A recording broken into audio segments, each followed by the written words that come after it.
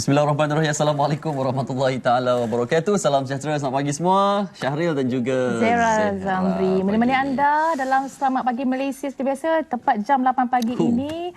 Hari ini bagi edisi Jumaat 2 Jun 2017 bersamaan 7 Ramadan 1438 Hijriah. Sudah seminggu ya kita menjalani ibadah puasa. Lagi berapa? 3 minggu lagi ya? Lebih kurang. Allahu Akbar. Sekejap je masa kan? Betul, sejak je masa berlalu. Dan pastinya kita harap anda semua sihat walafiat, diberi kekuatan insya-Allah untuk terus orang kata dapat menyempurnakan ibadah puasa dengan sempurna. Sahur tadi makan apa? Zera sahur pukul apa? Saya sahur pukul 4.30 dah bangun. Okey, dah bangunlah. Sahur di hujung-hujung jugalah. Di hujung-hujung juga. Samalah saya. Sahur biasa makan yang berat-berat ke makan? Oh, tidak. Saya dalam mood berdiet sekarang ini. Jadi sahurnya pun kita tak ada berat sangat. Sekadar roti, sandwich macam tu. Oh, Mak Saleh sangat. Saya kalau sahur kan daripada kecil sampai besar menu sama je. Apa dia? Telur kicap. Telur kicap? Itu yang selera? Telur kicap itu je yang selera. Kalau sahur ni tengok makanan yang berkuah ataupun bergulai ke apa tak masuk, tak masuk. Telur kicap terbaik. Siapa yang makan telur kicap kita gang. Okey, baik, jom. Hari ini banyak sebenarnya yang kita nak kongsikan bersama dengan para penonton. Kita punya RO pun nampak penuh padat hari ini. Tapi sebelum kita nak cerita pasal atau cara kita hari ini, jom kita jengah dulu antara beberapa paparan utama di akhbar kita. Silakan. Kita mulakan dengan utusan Malaysia yang memaparkan tentang ini suspek bagi kejadian insiden MH128 ni sakit mental. Suspek ancam MH128 baru keluar dari pusat psikiatri. Di mana dikenali sebagai Manoth Max 25 tahun yang membeli tiket penerbangan ke Kuala Lumpur selepas beberapa jam keluar dari pusat perubatan Monash Clinton. Dia merupakan warga negara Sri Lanka dan didakwa atas dua tuduhan yang membahayakan keselamatan pesawat dan penumpang. Subhanallah. Isu ni sangat viral tular sebenarnya. Bila kita tengok kita pun takutlah kan, takut apa-apa kejadian yang berlaku kepada penumpang. Rupanya sakit mental tapi alhamdulillah berjaya diberkas dan tak silap saya pagi tadi pesawat MH128 dia berlepas pukul 8 malam tadi waktu tempatan dan tiba awal pagi tadi waktu Malaysia. Jadi dah selamat tibalah penumpang-penumpang ke Kuala Lumpur. Alhamdulillah. Okey, baik, seterusnya ni bawah. Okey, seterusnya 3 penyambung pelanggan bank ditembak mati. Di Johor sahaja mereka dipercayai terlibat dalam lebih 10 kes membabitkan kerugian 700,000. Dan penjenayah-penjenayah itu menemui ajal dalam kenderaan selepas berbalas tembakan dengan polis. 3 penyambung. Okey. Okey, baik, itu ceritanya. Dan seterusnya di Berita Harian ada paparan mengenai segmen perbankan. Sebenarnya semalam kalau anda tengok berita pun ada beberapa paparan kita dah bawakan. RHB Bank dan juga M-Bank Group bergabung. Kedua-dua kumpulan perbankan dapat kebenaran Bank Negara untuk mulakan rundingan yang bakal menyaksikan penyatuan aset 365.9 bilion dan membabitkan 28,000 pekerja, 453 cawangan. RHB Bank dan juga M-Bank Group bergabung. Okey, itu ceritanya. Seterusnya. Baik, mana dia? Masih lagi berkisar tentang MH128. Okey, ini dia suasana cemas dikongsi penumpang MH128. Ini antara berita yang kami kongsikan tadi. Tindakan berani berjaya selamatkan 300 penumpang. Jadi kita nak ucapkan tahniahlah kepada kru-kru penerbangan MH128 dan juga penumpang yang berjaya memberkas si mangsa yang sakit mental tadi, suspek tadi. Dan sebelum pihak keselamatan Australia dapat membawa keluar suspek tersebut. Okey, dan seterusnya, kalau kita dalam pesawat tu bagaimana? Pasti tak dapat menahan kegusaran dan juga bimbang bagaimana pesawat patah balik kan. Katanya takut di-hijack dan sebagainya. Itu tak boleh dibayangkan dan kita takut juga sebenarnya kejadian seperti yang tidak diingini bagaimana MH17 berlaku dalam bulan Ramadan juga. Na'udzubillah min zalik. Na'udzubillah. Okey, baik, seterusnya paparan Metro TV. Paparan Akhbar Metro. Metro TV berkenaan dengan dai berjuta pengikut. Tidak nafikan siapa kata pendakwa negara kita ni tidak popular kerana sebahagian daripada mereka ini sebenarnya mengatasi populariti artis apabila mempunyai lebih 2 juta pengikut di laman sosial Facebook, Twitter dan YouTube. Okey, baik. Kita tengok mana halaman berapa tadi? Yang 10 sebelah. Okey. Baik, sekejap kita tengok berapa dia punya jumlah follower. Okey. Datuk Siti Nurbaya Mahmud di Facebook saja mengumpul hampir 2,59,900. Lebih 2 juta. Ya, 54 orang.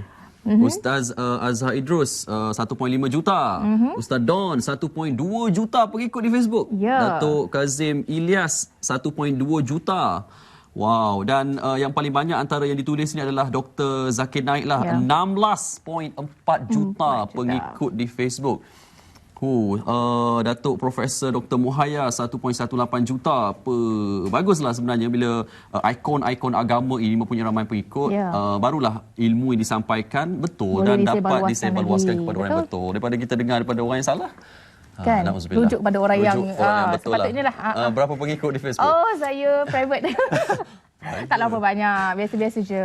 Banyak hal peribadi Okey, baik, seterusnya. Kelibat budak berjubah. Ni. Okey, ini dia. Berkisah tentang kakak solat tarawih tak sedar adik bongsunya lemas. Kejadian ni berlaku di Al-Usta. Kalau kita melihat di sini paparannya, baca sikitlah, mungkin orang tak faham kan. Kita tengok sikit. Saya tak perasan langsung adik menunggang basikal di titik konkret itu dan terkejut apabila emak datang ke masjid beritahu adik jatuh sungai, kata Suhaida Ibrahim 17 tahun, kakak kepada Iman Syafiq Ibrahim 7 tahun yang lemas dalam sungai berhampiran Masjid Al-Ittihad di Kampung Sungai Baru, Kubang Rotan semalam. Ini cerita di Al-Usta. Ya Allah Akbar. Takziah kepada keluarga. Kena lebih beri perhatianlah kakak kalau bawa adik, kena tengok adik betul-betul, jangan sambil lewat kan. Takziah kepada ahli keluarga kan? Itu ucapkan.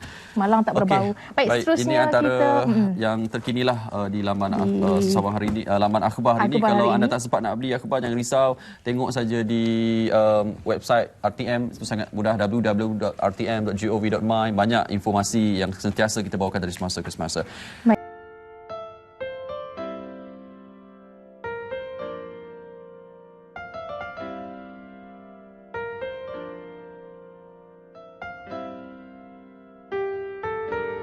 Bismillahirrahmanirrahim. Assalamualaikum warahmatullahi wabarakatuh. Muslimin dan muslimat yang diberkati lagi dirahmati Allah SWT. Alhamdulillah, kita masih berada dalam pesta beribadah di bulan Ramadan. Dan di bulan Ramadan ini adalah saat di mana umat Islam seharusnya mengambil peluang untuk kita melakukan dan berlumba-lumba untuk mencari kebaikan dan melakukan kebaikan, sama ada kepada diri kita ataupun kepada orang lain, kerana pahala yang dijanjikan oleh Allah itu berganda-ganda. Dan dalam satu hadis sallallahu alaihi wasallam, Nabi bersabda, inna dalla 'alal khair kafa'ili. Sesungguhnya orang yang mengajak kebaikan, dia akan mendapat pahala atas orang yang melakukannya. Maknanya, kalau kita mengajak orang kepada kebaikan ataupun menyeru orang kepada kebaikan, meminta ataupun berdakwah seseorang itu kepada kebaikan, sekiranya dia melakukan kebaikan seperti mana yang kita nasihatkan, sekali dia melakukan kebaikan, pahala yang diperolehinya dapat kepada kita. Dan cuba bayangkan kalau kita melakukannya di bulan Ramadan ini, sudah tentulah pahalanya akan berganda-ganda. Contoh yang paling mudah saja, kita menyuruh orang untuk memberi sedekah, memberi makan kepada orang yang membuka puasa hanya dengan sebutir tamar. Kata-kata kita itu diambil oleh orang tersebut dan orang tersebut memberi makan kepada orang yang berpuasa. Cuba bayangkan, Nabi SAW bersabda, orang yang memberi makan kepada orang yang sedang berpuasa, pahala yang berpuasa itu akan dapat kepada orang yang memberikan sedekah makanan tersebut. Dan kita yang menyampaikan ataupun menyeru kepada kebaikan itu juga akan menerima pahala tersebut. Nah, begitu mudah untuk kita mendapatkan pahala di bulan Ramadan ini. Begitu mudah Allah menjanjikan ganjaran yang berganda-ganda di bulan yang penuh barakah. Jadi tuan-tuan dan puan-puan, muslim dan muslimat, ambillah peluang untuk kita sama-sama menggandakan pahala kita dengan menyeru dan mengajak orang seberapa banyak ke arah kebaikan, terutamanya di bulan Ramadan Al-Mubarak ini. Wallahu a'lam. Wassalamualaikum warahmatullahi wabarakatuh.